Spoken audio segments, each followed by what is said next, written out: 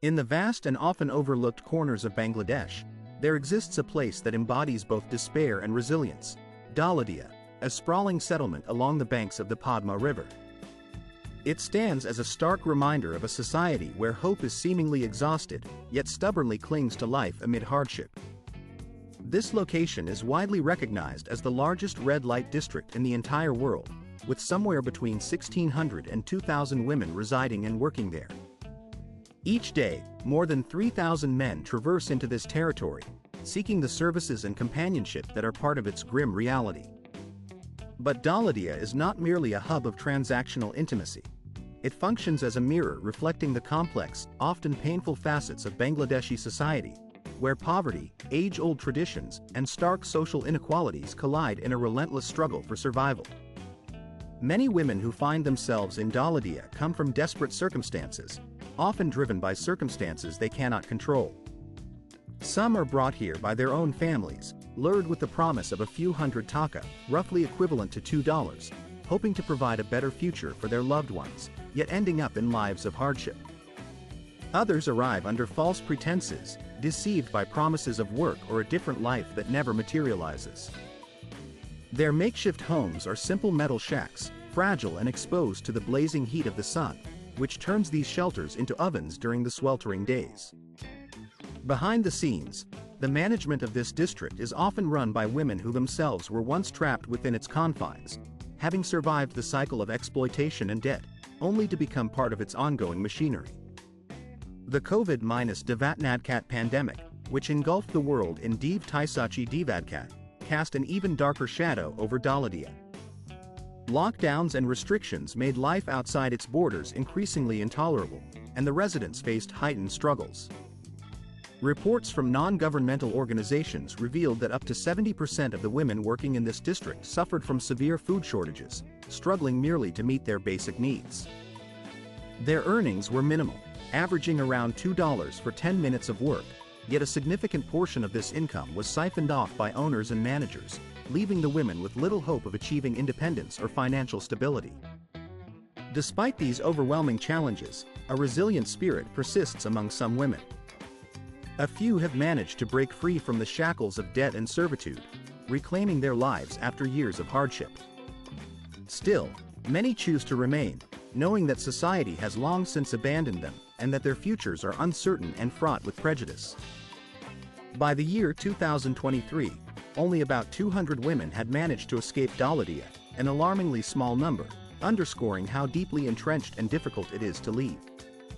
Although Bangladeshi law stipulates that individuals must be at least 18 years old to engage in this profession legally, loopholes and lax enforcement allow underage girls to fall through the cracks, perpetuating a cycle of exploitation that demands urgent legal attention. This reality is laid bare in a candid documentary that aims not to condemn but to foster understanding of these hidden human tragedies. It offers an unfiltered view into life in Bangladesh's margins, revealing stories of silent battles fought daily by those who live far removed from the comforts of modern society. For many in Daladia, simply enduring until the next dawn is a triumph, a small victory in a war of survival. Their voices, often unheard and ignored, deserve to be acknowledged and understood. Beyond the grim realities of Daladia, there exists another, equally startling tradition rooted in the isolated coastal villages of Bangladesh, particularly among marginalized groups such as the Bedouin. Here, an unconventional form of survival has emerged, women sharing not only land and resources but also husbands. This practice, although unusual and rarely spoken of openly, is rooted in pragmatic necessity rather than romantic notions of love. It is not a celebration of free affection but a tough, calculated arrangement dictated by economic hardship. Anthropologists documented in Div Taisachi Devatnadkat that many women, widows or women abandoned by their spouses, survive with the support of 2 or 3 men who are not their official husbands. These men provide the essentials of life: food, safety, and blood relations, in return for female companionship and care. The motivation behind such arrangements is purely economic, given that approximately 38% of Bangladesh's rural population lives below the poverty line, earning less than $1 a day. These communities have devised unconventional strategies to endure. In a world where survival often hinges on the ability to adapt creatively, these shared relationships exemplify resilience born out of necessity, revealing the complex interplay of tradition, poverty, and human endurance. $80 or $90 a day. Such modest sums underpin a form of union that becomes essential for raising children and keeping daily life afloat. In these arrangements, a single mother can sustain her family with the help of several men, each of whom contributes a portion of income, sharing the burden in a way that is often invisible to outsiders. This phenomenon, while widespread in certain regions, remains shrouded in secrecy. It is rarely spoken about openly because outsiders frequently fail to grasp its true nature or the complexities behind it. According to a study conducted in 2024, roughly 5,000 women along the coast of Chittagong are living lives shaped by this reality, although the true number is likely significantly higher, hidden beneath layers of silence and social stigma. When compared to contemporary societies where love and relationships are often reduced to a simple swipe on a dating app, these arrangements seem starkly different, more rooted in necessity than choice. In humble homes with tin roofs, no electricity, and perhaps only a single meal served each day, such decisions no longer provoke shock or outrage. Instead, they evoke profound sadness and empathy. If your heart goes out to these women and you believe in the possibility of a brighter future, sharing your support in a comment beneath this narration can make a difference. Let us now consider the first fact, an astonishingly high population density. Bangladesh ranks among the most densely populated nations on Earth. Its population exceeds 175 million people, packed into a landmass just over 92,000 square kilometers. The capital city, Dhaka, alone is home to around 23 million inhabitants, placing it ninth on the list of most populous cities worldwide. The density here reaches an overwhelming 180 Taisachi residents per square kilometer. To put that into perspective, New York City has approximately 29,000 people per square kilometer, while Mexico City accommodates about 15,000.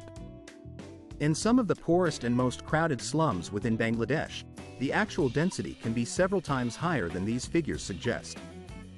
Entire families of 5 or 6 members often share a single room that measures just over 9 square meters, an area roughly the size of a small bedroom in Western countries.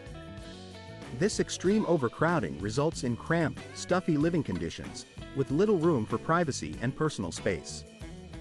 The streets are perpetually noisy, filled with the clamor of pedestrians, vendors, and vehicles. According to the 2019 World Air Quality Report by IQAAI, Dhaka ranks among the most polluted cities worldwide. Particulate matter levels in the air soar to 83.3 micrograms per cubic meter, several times higher than the safe limit recommended for adult health. Such dense, polluted environments attract more than just curiosity from tourists.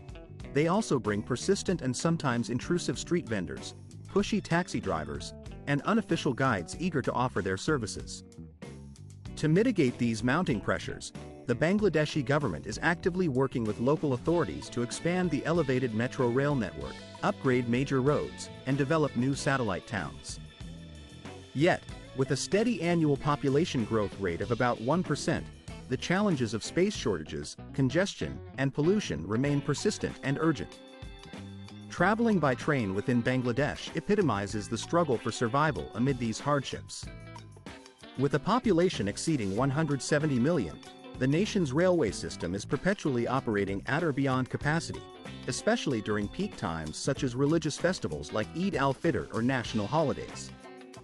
Consider the short route connecting Dhaka to Gajipur, primarily used by daily commuters. There are only about 10 trains running in each direction on this line.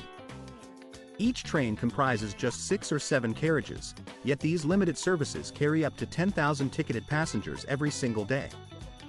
That number does not even account for the many individuals who travel without tickets, making the actual figure even higher. The trains leave stations in conditions that are often difficult to imagine, overcrowded, noisy, and frequently lacking basic amenities. Despite these hardships, people continue to rely on this system daily, enduring the chaos and discomfort because it remains their only means of moving through a densely packed, bustling country where space and resources are increasingly scarce. As the carriages reach their full capacity, a scene of chaos and daring unfolds. Hundreds of people, driven by necessity or perhaps a sense of adventure, scramble onto the roofs of the trains, risking their very lives with each daring climb. For many of these travelers, securing a seat inside the train is an elusive victory, a rare moment of comfort amidst the chaos. It is during these days that the savvy traveler chooses to purchase a ticket for the second-class high-speed train, which, despite its modest status, offers a surprisingly luxurious experience.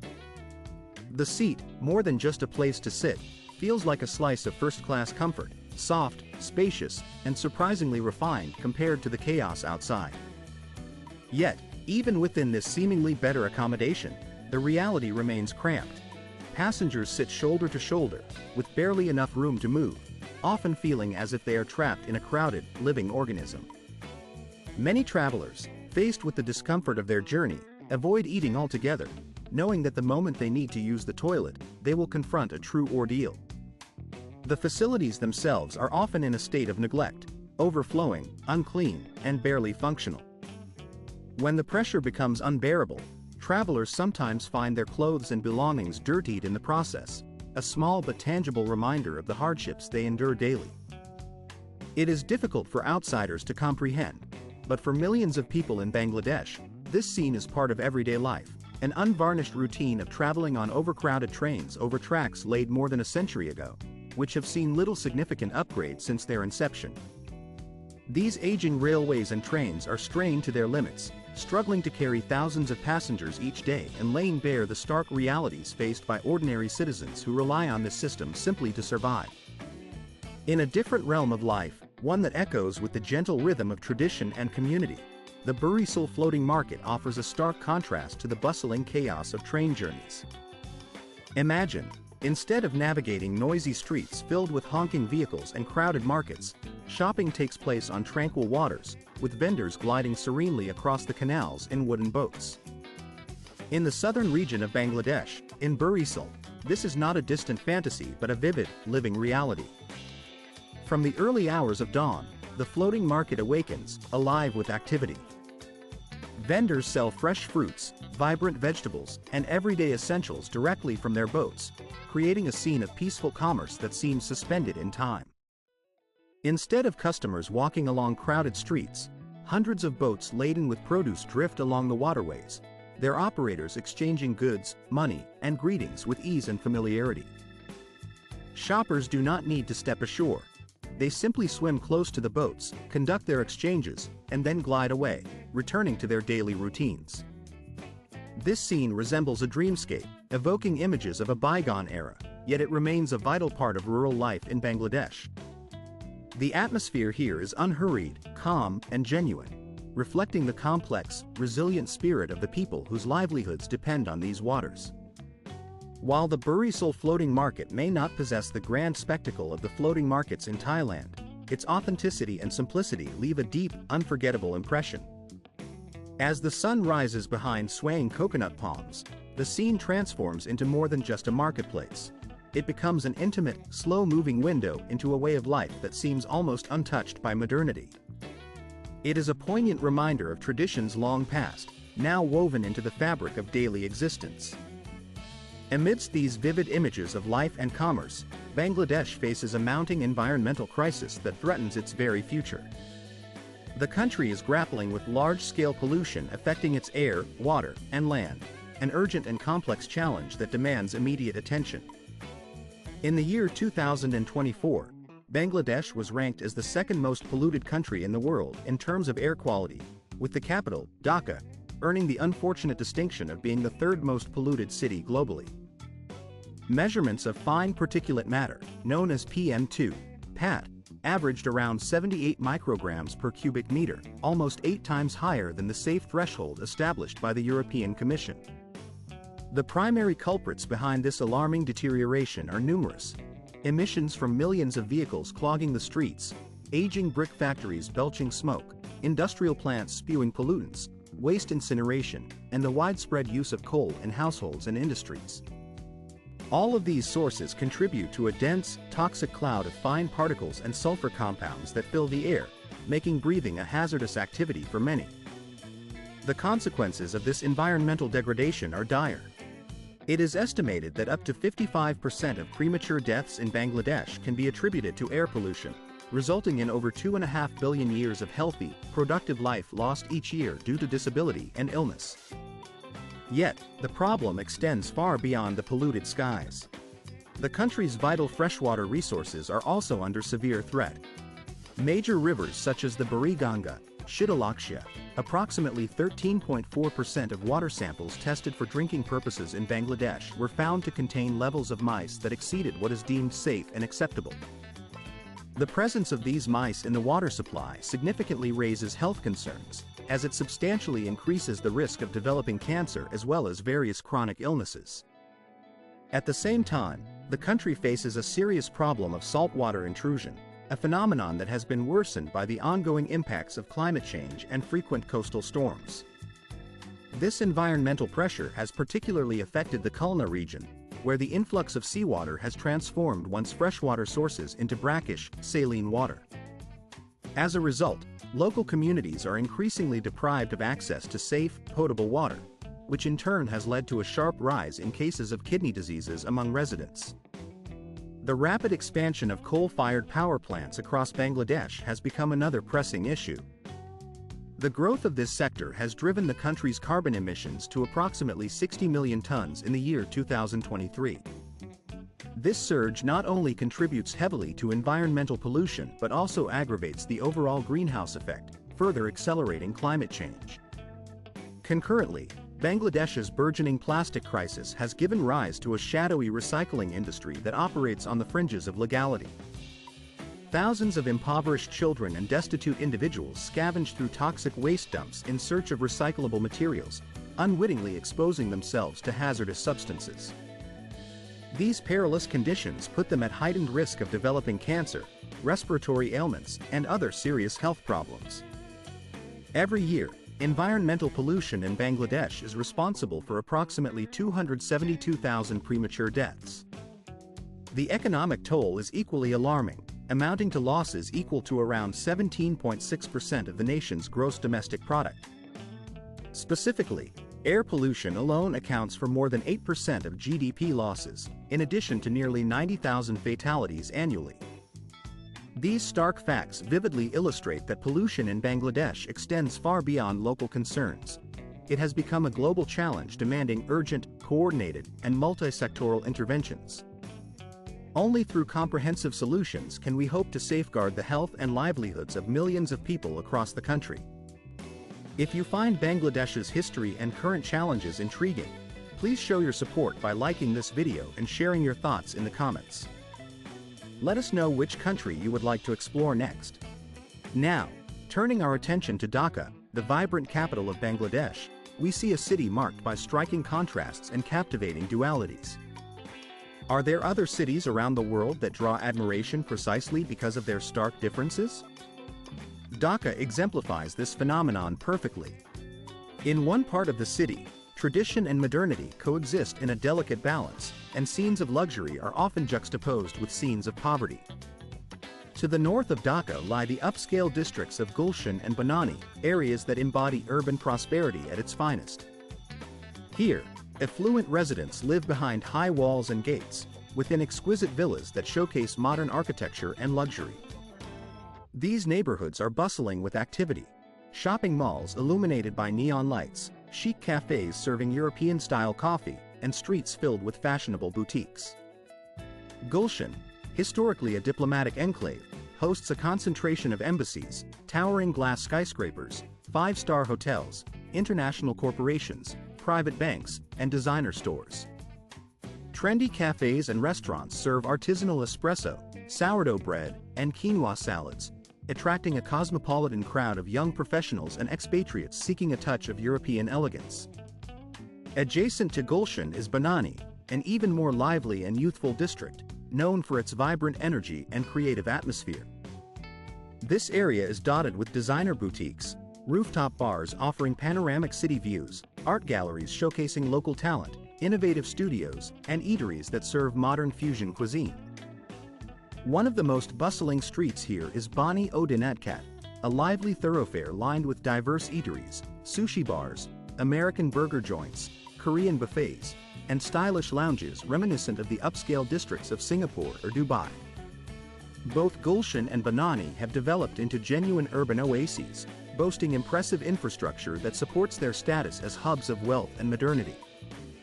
In these districts, the monthly rent for a luxury apartment can reach several $1,000s, comparable to the most affluent areas in Bangkok or Jakarta.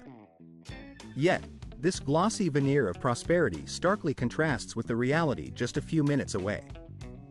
Beyond the shimmering skyscrapers and gated villas, Dhaka reveals a very different face. The cityscape shifts from modern shopping malls and luxury residences to dusty, bustling street markets and makeshift shanties constructed from tin and other scrap materials. Narrow alleyways wind through neighborhoods where poverty is palpable, and the contrast between affluence and hardship is impossible to ignore. This juxtaposition underscores the profound socioeconomic divides that define Dhaka, making it a city of both remarkable beauty and persistent struggle, a place where the extremes of wealth and poverty coexist in a complex and often challenging tapestry.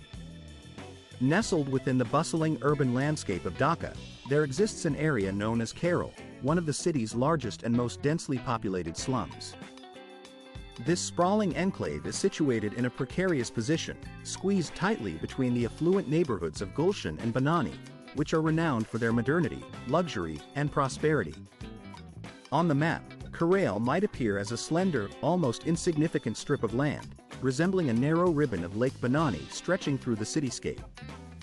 Yet, in reality, it is a vibrant, chaotic community that is home to more than 100,000 residents, each living in conditions vastly different from those of the nearby upscale districts. Covering an area of over 90 acres, roughly 36 garos, a local measurement, Khairul is characterized by a maze of makeshift dwellings that resemble a honeycomb in structure.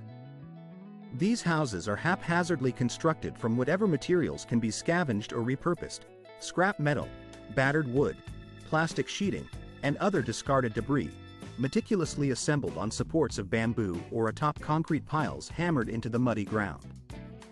The resulting landscape is a patchwork of irregular, low-roofed structures that make the intense summer heat almost unbearable, forcing residents to endure scorching days in cramped, poorly ventilated homes.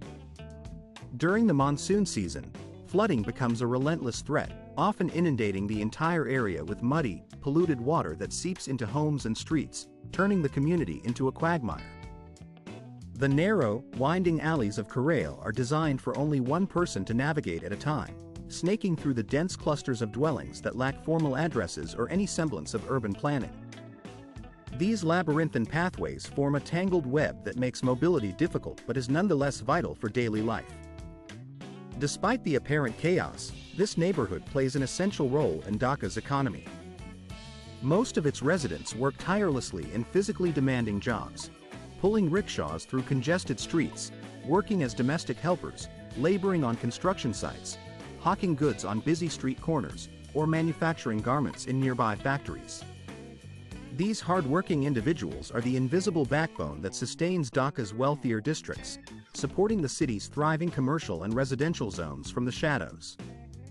Unfortunately, the infrastructure in Khairul is almost non-existent and remains unrecognized by local authorities. Electricity and water are supplied through illegal, unregulated connections, an intricate, fragile network that often sparks fires or outages. Public sanitation facilities are virtually absent. Only a handful of communal toilets exist, and wastewater frequently flows untreated into the nearby lake, contributing to severe environmental pollution.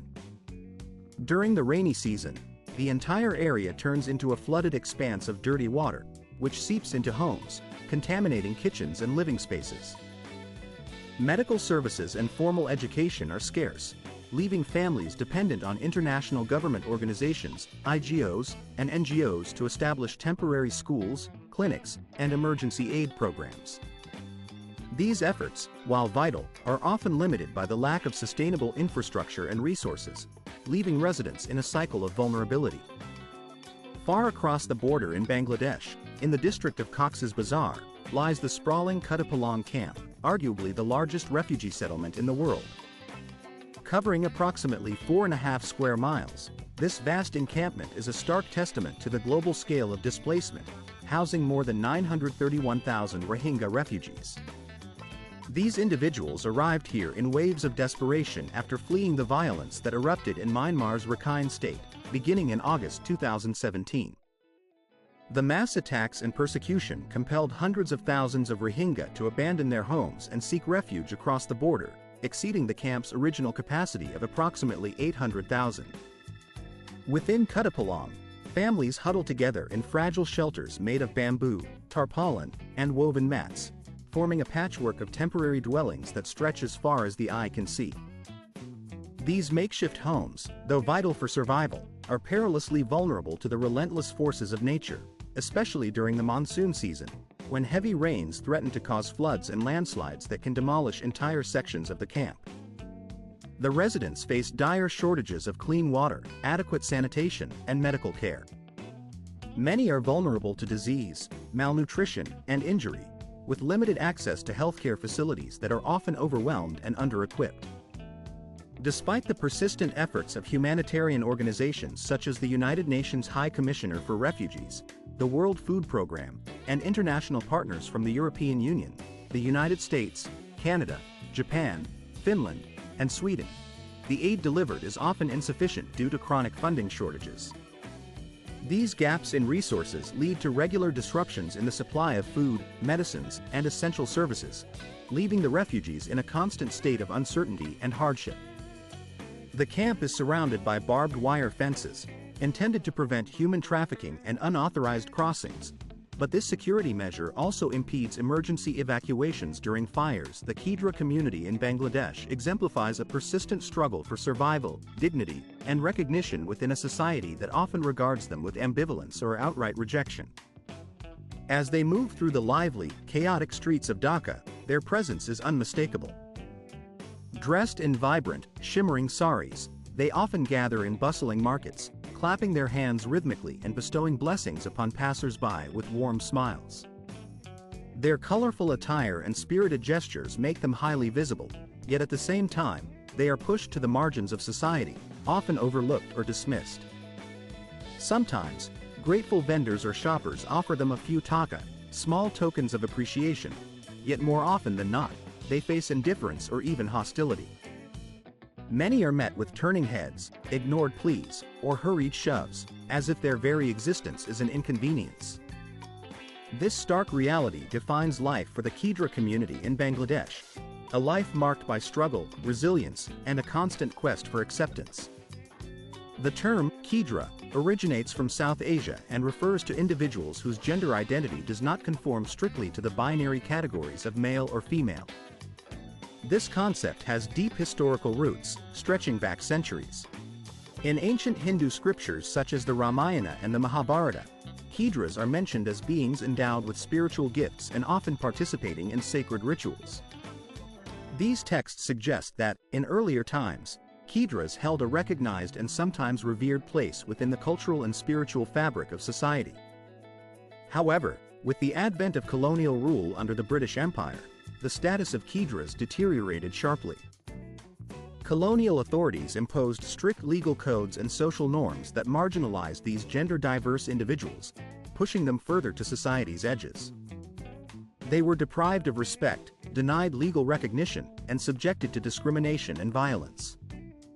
A significant turning point occurred in 2013 when the Bangladeshi government officially acknowledged the existence of a third gender in official documents. This recognition was seen as a step forward, a formal acknowledgement that these individuals are an integral part of society. Yet, as Mr. Law, an activist from the community, admits, substantial challenges remain. According to reports by Human Rights Watch, many Kidras are expelled from their families at an early age, often facing rejection and abandonment. They are denied access to basic human rights such as education and healthcare, leaving them vulnerable to illness and illiteracy. The labor market offers little refuge, discrimination is widespread, and opportunities are scarce. Consequently, many Kidras survive on the fringes by begging in markets and on buses, or by earning money through traditional blessings that they offer to strangers. Without robust legal protections, they are compelled to find precarious ways to make ends meet, often risking their safety and well-being. A comprehensive study conducted in 2021 by the Daily Star revealed that more than 70% of Kydras have endured severe violence and prejudice throughout their lives. Despite these hardships, there is a flicker of hope fueled by the efforts of various nonprofit organizations. Groups like the Bandhu Social Welfare Society and Oh Boy AB are working tirelessly to provide gender-sensitive healthcare, psychological support, and educational opportunities. They organize vocational training in skills such as hairdressing, sewing, and other life skills within the community centers specifically designed for Kydras. These initiatives aim to empower them economically and socially, helping to break the cycle of marginalization. Some individuals, like Pinky, who took the courageous step of speaking in the Bangladesh parliament, have become vocal activists challenging the stereotype that Kydras can only survive through begging. Their voices are gradually changing perceptions, inspiring others within the community and beyond.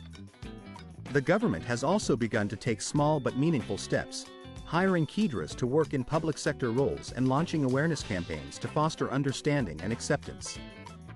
While progress remains slow and often incomplete, these initiatives represent important signs of change. They suggest that society is beginning to recognize the dignity and humanity of Kydra individuals, moving beyond mere tolerance to genuine inclusion. The story of the Kydra community is ultimately a powerful symbol of a broader struggle, not just for basic rights but for acknowledgement, respect, and societal acceptance. Their resilience in the face of adversity underscores the importance of ongoing efforts to ensure that they are seen not as outcasts or anomalies, but as valued members of society. Their journey reflects a universal desire for dignity and recognition, a fight that continues to inspire those working towards a more equitable world. Meanwhile, Bangladesh's role in the global economy reveals a different yet interconnected story, one of exploitation and hardship. The country has become known as a major manufacturing hub, often called a global factory, but at a high human cost. The foundation of this industry is built upon remarkably inexpensive labor. Each year, Bangladesh produces millions of garments, from t-shirts to jeans, primarily because the cost of labor is so low that it undercuts competitors worldwide. Most workers in this sector earn only $2 or $3 a day, which translates to less than $100 a month, and many workers labor tirelessly for more than 10 hours each day, often without the benefit of paid holidays, health insurance, or any genuine rights to safeguard their well-being. They find themselves in a vulnerable position, unable to negotiate better wages or conditions, and left defenseless when accidents or emergencies arise. Reflecting on the tragic collapse of the R Plaza building in 2013, one cannot forget the stark reality faced by these laborers. Despite repeated, clear warnings about the structural weaknesses of the building, they were compelled to enter and continue working within its unstable walls. When the structure finally gave way, the disaster resulted in the deaths of over 1,100 individuals, most of whom were young women, who perished within seconds. Yet, it is important to recognize that working in a garment factory, while perilous, is not the deadliest occupation in the region. In the coastal city of Chittagong, ship dismantling exposes workers to even greater dangers. Every day, tens of thousands of individuals, including children, risk their lives by dismantling enormous, aging ships. These workers often labor without masks or gloves, breathing in toxic fumes from oil, paint, asbestos, and other hazardous substances. Injuries, burns, and fatalities occur with alarming regularity, as routine as the sunrise. Statistically, at least one worker loses their life each week at these shipbreaking docks, and many do not survive to see their 50th birthday. All of this hardship persists in the name of maintaining a global supply chain where the relentless demand for fast, inexpensive goods far outweighs considerations for human life and safety. While the garment industry has undeniably lifted millions out of poverty, it has simultaneously entrapped countless others in a relentless cycle of exhaustion, danger, and endless toil. Behind every meticulously stitched seam lies a story of hope, sacrifice, and silent perseverance, workers supporting the insatiable appetite of global consumption. Bangladesh, a small nation nestled along the Bay of Bengal, has established itself as the second-largest garment exporter in the world, trailing only behind China. Its light industry sector forms the backbone of the national economy, generating more than 80% of the country's export revenue and providing employment to over 4.5 million people, predominantly women. These women and men stitch garments that are shipped across the globe, fueling the fast fashion industry and satisfying the desires of consumers worldwide. According to the World Trade Organization, in 2023, Bangladesh exported roughly $38 billion worth of clothing, capturing about 7.4% of the global market share. During the first 7 months of the 2024 to 2025 fiscal year, the value of exports soared to $26.8 billion, an increase of more than 10% compared to the same period the previous year. From the bustling industrial zones of Dhaka to the sprawling workshops of Gazipur, Bangladesh is effectively clothing the entire planet. Major international brands such as Zara, H&M, Gap, Uniqlo, and Walmart place enormous orders here, with some retail chains relying entirely on Bangladeshi manufacturing. It's quite possible that something hanging in your wardrobe, perhaps a shirt, a pair of jeans, or a jacket, was made in this small yet influential country. However, behind this remarkable success story lies a heavy toll. The country's reliance on cheap labor and a highly flexible, often exploitative production system has transformed Bangladesh into a global garment factory. Yet, this economic model comes with significant challenges. Factory conditions are frequently harsh and unsafe, wages are often insufficient to meet basic living needs, and tragedies reminiscent of the R Plaza disaster continue to cast a shadow over the industry. Restrictions on trade union activities and limitations on workers' rights only exacerbate these issues, preventing workers from organizing for better conditions. While consumers in the rest of the world enjoy affordable and trendy fashion, the true cost of this convenience is paid by countless workers in Bangladesh. Behind every export figure, every piece of clothing shipped abroad, is a small nation grappling with the difficult task of balancing rapid economic growth with the imperative to safeguard the health, safety, and dignity of its people. And amidst these struggles, Bangladesh is also home to the largest contiguous mangrove forests in the world, vital ecosystems that serve as a natural shield against climate change and coastal erosion. These lush, green forests are not only a sanctuary for diverse wildlife but also a crucial barrier for millions of people living along the coastline, protecting them from the devastating impacts of rising sea levels and storms. Their preservation is essential, yet they face increasing threats from deforestation, encroachment, and environmental degradation, challenges that mirror the complex vulnerabilities of a nation caught between economic development and ecological conservation. A saltwater swamp forest, such as the Sundarbans, is designated a World Heritage Site because it embodies an extraordinary combination of ecological significance, biodiversity, and natural beauty that is unparalleled anywhere else on the planet. These vast, intricate ecosystems are recognized not only for their unique environment but also for their crucial role in maintaining the health of our global climate and supporting countless forms of life. The Sundarbans, in particular, stands out as the world's largest mangrove forest, stretching across a sprawling delta formed by the confluence of the Ganges, Brahmaputra, and Meghna rivers. Covering more than 10,000 square kilometers, approximately 60% of this expansive area lies within Bangladesh's borders. In 1997, UNESCO officially acknowledged its exceptional value by designating it a World Heritage Site, acknowledging the Sundarbans as an ecological masterpiece that holds no equal in the natural world. This extraordinary region is crisscrossed by thousands of winding waterways, channels, and tidal streams that carve through the tiny islands and sedimentary banks. These islands are home to a dense growth of mangrove trees such as Sundari, Kiora, and Jiva, which flourish in the salty, nutrient-rich soils.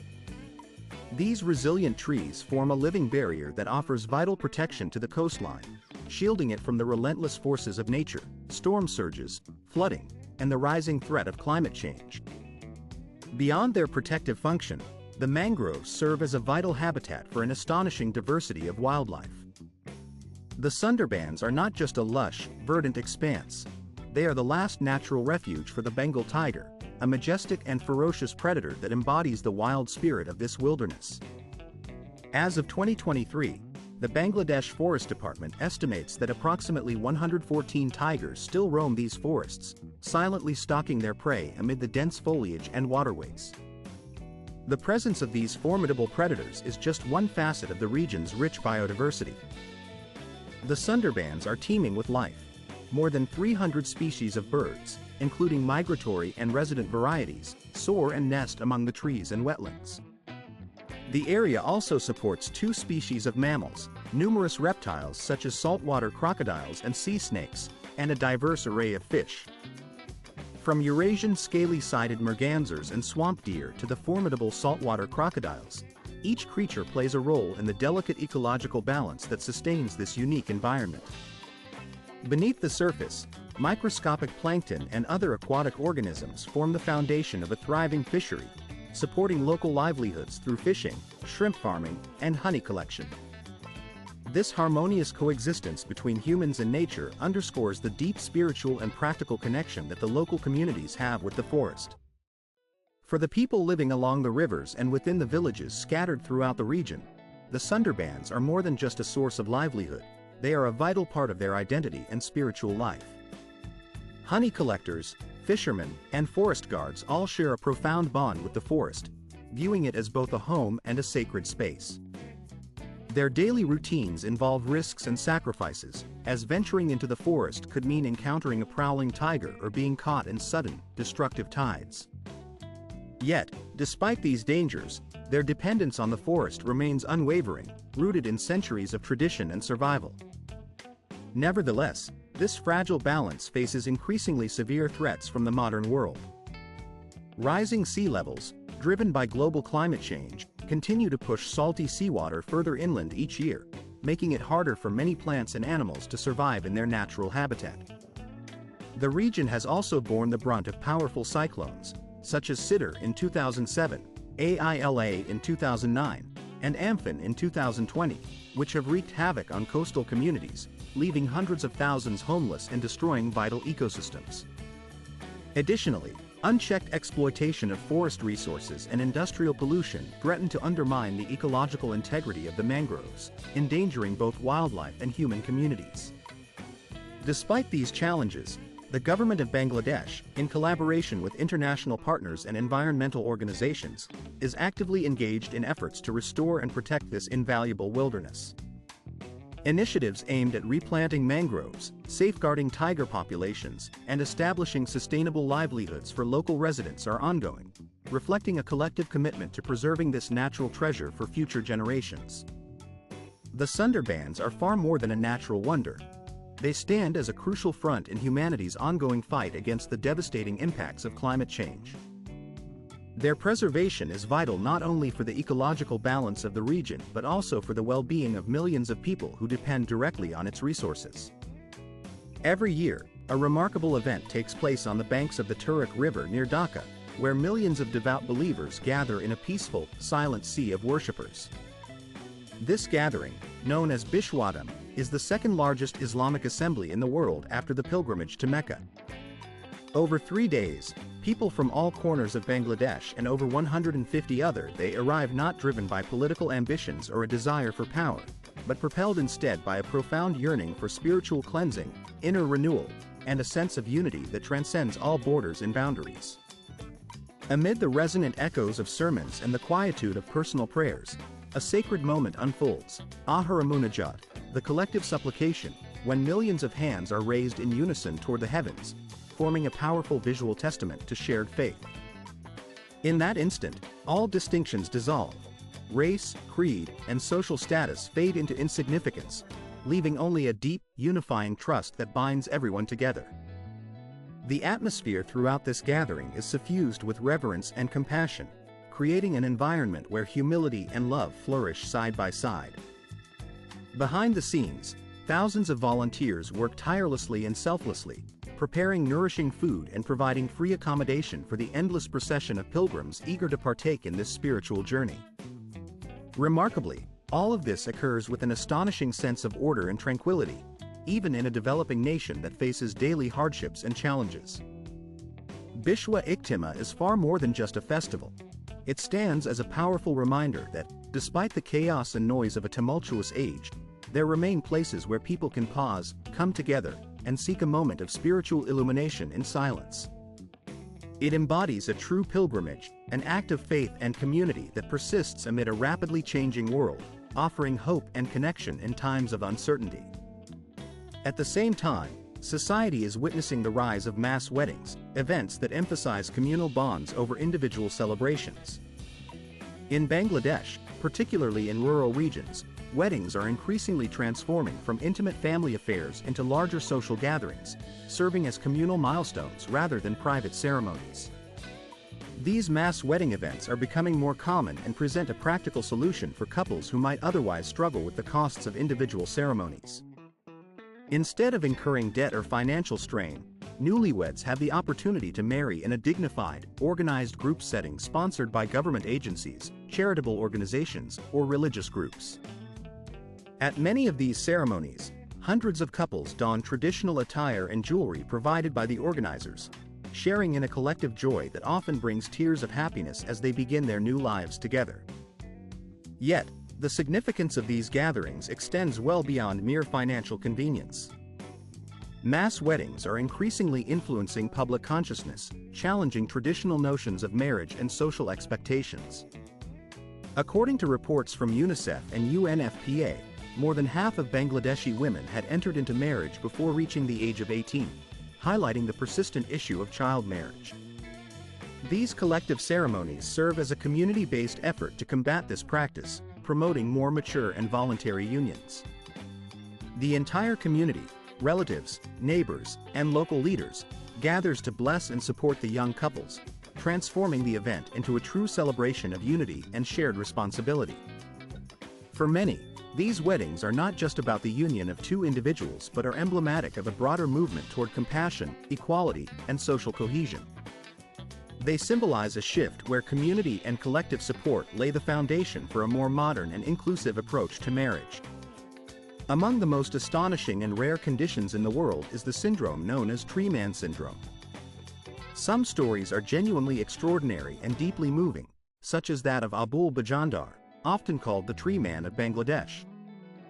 Abul suffers from epidermodysplasia verruciformis, an exceedingly rare genetic disorder characterized by the growth of tree-like skin protrusions.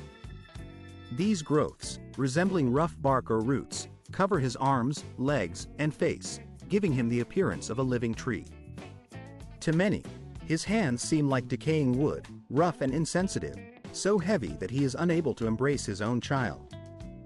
Over the course of more than a decade, Abul endured relentless pain and profound mental anguish, convinced that he would never lead a normal life. But hope emerged in the year 2016. Skilled doctors at Dhaka Medical College conducted 16 complex surgeries, carefully removing nearly 5 kilograms of these abnormal growths, offering a chance at a new beginning.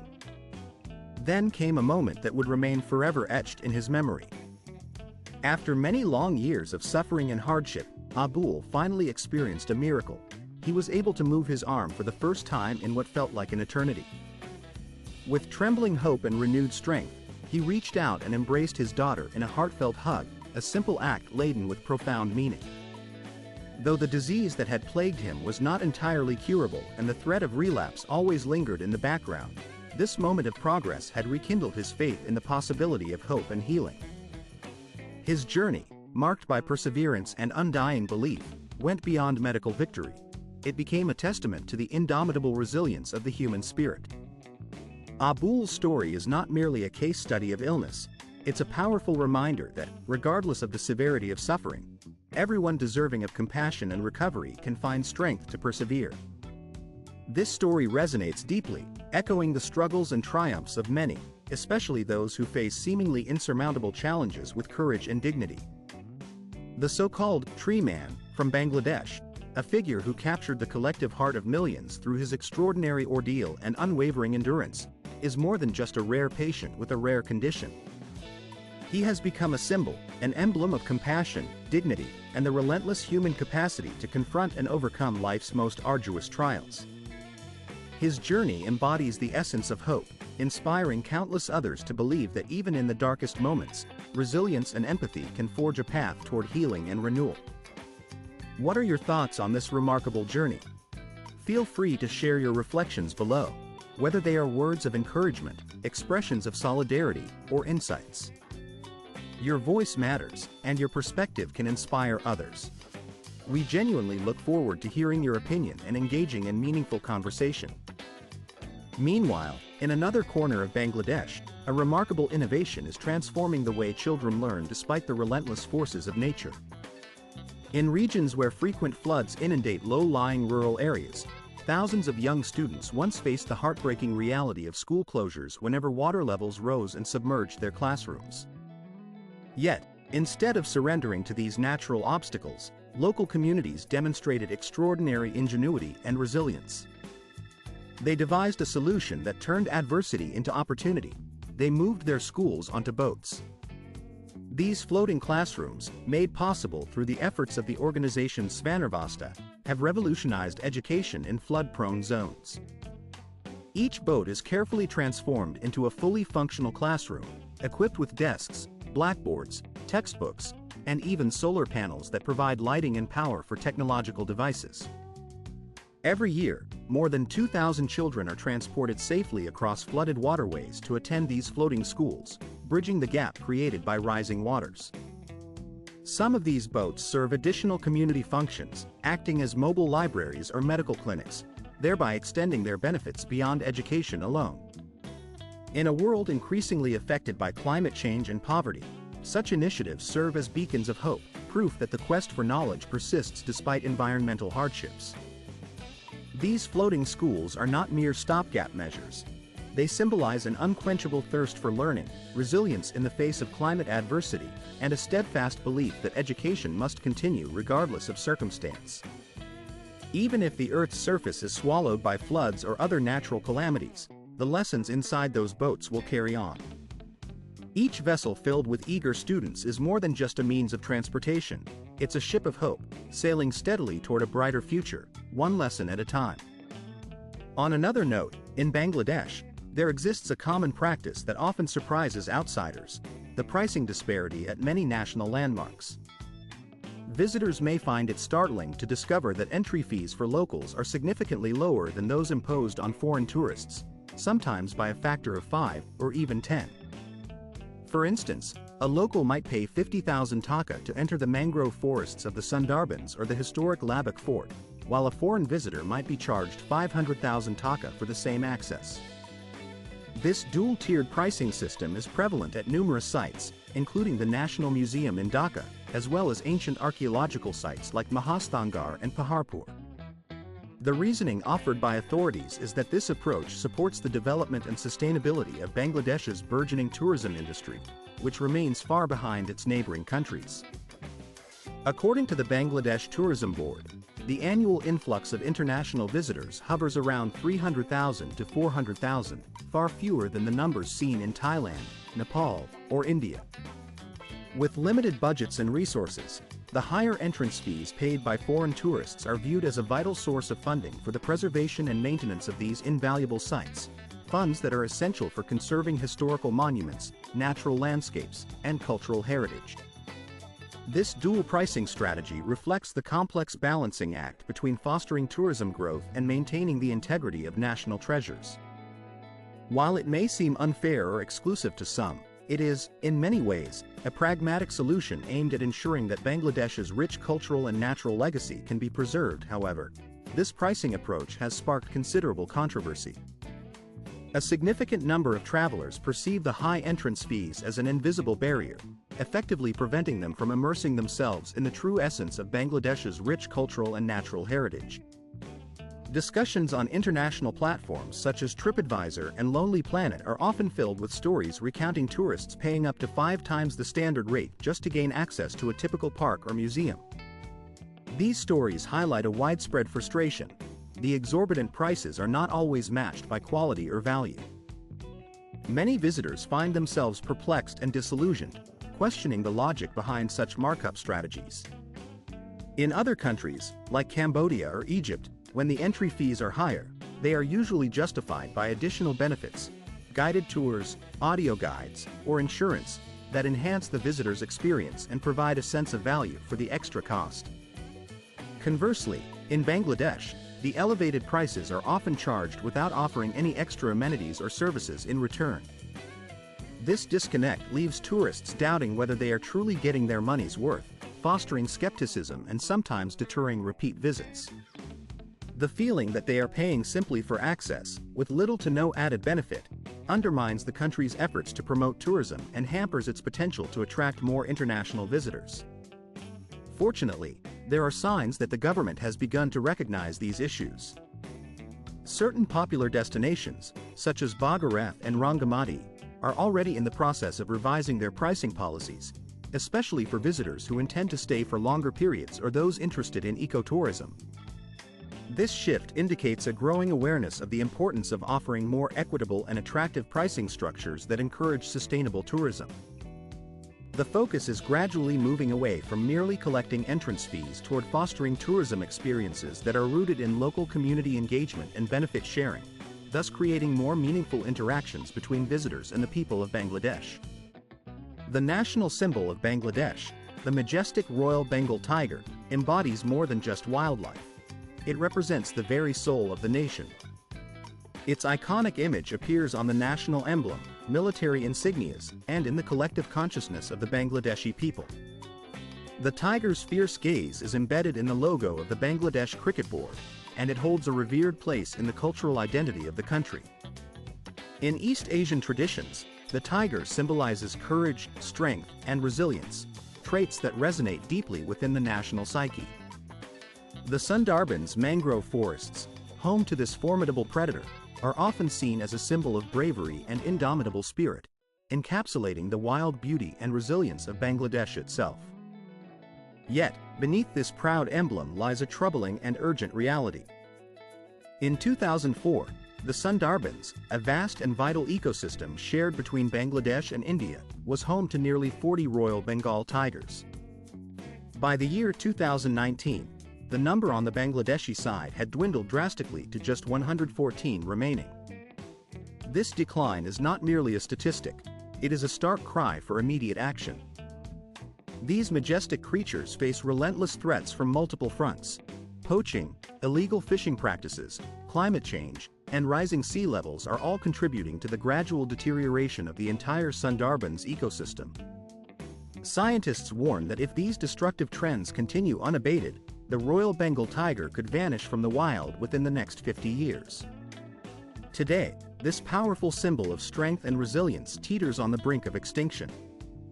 Its survival depends heavily on the difficult choices faced by the people of Bangladesh, many of whom live in poverty and must prioritize their immediate needs over conservation efforts. Nearly 31.5% of the country's population, amounting to more than 50 million people, live within the framework of multidimensional poverty, where scarcity of resources influences nearly every aspect of daily life. These hardships shape the decisions families are compelled to make, often at the expense of environmental conservation. With limited incomes and minimal social safety nets, many families are forced to send their children into the workforce at an early age, believing that any additional income might help sustain the household. 9 out of 10 children working in family-based sewing workshops admit that their initial motivation was to support their loved ones, not necessarily out of choice but out of necessity. This reality leads to a tragic cycle of educational abandonment, where children forego schooling to earn daily wages, thereby sacrificing their future opportunities for a fleeting chance to help their families survive. Furthermore, the ongoing climate crisis exacerbates these difficulties. Frequent floods and unpredictable weather patterns destroy crops in rural areas, forcing families to abandon their farms and migrate towards cities in search of work. Many end up employed in informal sectors such as textile waste recycling or other low-paying, unstable jobs. This rural-to-urban migration, driven by environmental and economic pressures, underscores the profound challenges faced by millions of Bangladeshis, whose hardships are intricately linked to broader issues of climate change and social inequality. Survival, in its simplest form, often becomes the primary concern for many, especially in a nation grappling with mounting economic challenges. Unemployment, in particular, has escalated to alarming levels, pressing heavily on the lives of young people in Bangladesh. Currently, the unemployment rate among the youth hovers around 16%, a figure that underscores the severity of the crisis. Faced with limited opportunities, many young individuals find themselves compelled to accept unstable, often low-paying jobs that lack security and prospects for growth. Others, driven by the desperation to voice their grievances, take to the streets in protests, demanding change and better living conditions. One of their most urgent demands is an increase in the minimum wage, which stands at roughly 8,300 taka, about $68 per month. Many are advocating for this figure to be raised to 23,000 taka, approximately $197.50, aiming to secure a more livable income. Meanwhile, beneath the surface of this economic turmoil, forced labor continues to persist unabated in various informal sectors. Industries such as dried fish production, brick manufacturing, and leather tanning often rely on exploitative labor practices, sustained by weak labor laws and minimal penalties for violations. These sectors, which form the backbone of many rural economies, are often marked by harsh conditions, where workers are subjected to long hours and little protection. Poverty and economic instability have become deeply ingrained in the fabric of Bangladeshi society, compelling countless individuals to make difficult, often heartbreaking choices in their struggle for survival. They sacrifice their education, foregoing the chance to improve their knowledge and skills. They migrate to unfamiliar places in search of work, and they organize protests, risking their safety, all in hope of a brighter future. Yet, amid the hardships and struggles, Bangladesh's land holds a hidden beauty that many overlook. Despite the frequent natural disasters and challenging living conditions, the country boasts breathtaking natural wonders that continue to captivate visitors from around the globe. The journey begins along the Semdizat Pat mile stretch of pristine coastline at Cox's Bazar, where the soft, golden sands gently meet the vast expanse of the Bay of Bengal. Here, the horizon is painted with mesmerizing shades of orange and purple as the sun rises and sets, creating a spectacle that seems almost surreal. Walking along this endless stretch of beach, accompanied by the soothing rhythm of crashing waves, visitors can feel a unique blend of energy and tranquility, an experience that connects the pulse of bustling life with the peaceful serenity of the sea. A boat ride takes you further to discover St. Martin's Island, Bangladesh's only coral island. Covering just over 1 square mile, this tiny paradise is adorned with vibrant coral reefs twinkling beneath crystal-clear waters, inviting snorkelers and explorers alike to marvel at marine life. The island's white sandy beaches beckon visitors to relax or indulge in underwater adventures, offering a perfect escape from the chaos of everyday life. Cycling along the coast, you can explore Cherodwik, a small island that appears and disappears with the tides, adding an element of fleeting adventure and mystery to your journey. The island's delicate environment and charming simplicity provide a true sense of exploration and wonder. Venturing inland from the coast, the landscape transforms into lush, rolling hills dotted with expansive tea plantations, known as Sri Mangal, Bangladesh's renowned tea capital. Here, endless green fields stretch to the horizon, filling the air with the fragrant aroma of freshly brewed tea leaves. The sights and sounds of workers tending to the plantations breathe life into this picturesque scenery, blending human effort with natural beauty in a harmonious tableau. Nearby, La Cara National Park invites visitors to wander along forest trails, where the sounds of chirping birds and rustling leaves create a peaceful symphony. The park's centerpiece is the enchanting Hum Hum Waterfall, a cascade of shimmering water that adds a touch of magic to the lush surroundings. Lastly, stepping back into history, the ruins of the Samapura Mahavihara Monastery in Paharpur stand as a testament to Bangladesh's rich cultural heritage. Dating back to the 10th century during the era of the Pala Empire, this sprawling complex with its distinctive octagonal layout and Desat Taisak Semzo Semdizat Sem cells offers a glimpse into the spiritual and architectural grandeur of the past. For monks and history enthusiasts alike, it is a masterpiece of terracotta masonry, recognized as a UNESCO World Heritage Site since 1985. Exploring its ancient walls and intricate carvings, visitors can imagine the monks' serene lives and the vibrant scholarly environment that once thrived here. From the sweeping, unspoiled beaches to the vibrant coral islands, from the lush, aromatic tea hills to the historic ruins that whisper stories of bygone eras, Bangladesh remains a hidden treasure. Its landscapes and cultural sites reveal that, even in the face of adversity, resilience and natural beauty continue to endure. Through this journey, we have uncovered both the stark realities and the enchanting wonders that define Bangladesh. What surprised you most about this land? Or perhaps you have a personal. Please remember to share your thoughts by leaving a comment, letting us know which country you would like us to explore in our upcoming videos. Your suggestions mean a lot to us and help shape the content we create. We sincerely appreciate you taking the time to watch and support our work. Thank you very much for your continued interest, and we look forward to seeing you again in the next video.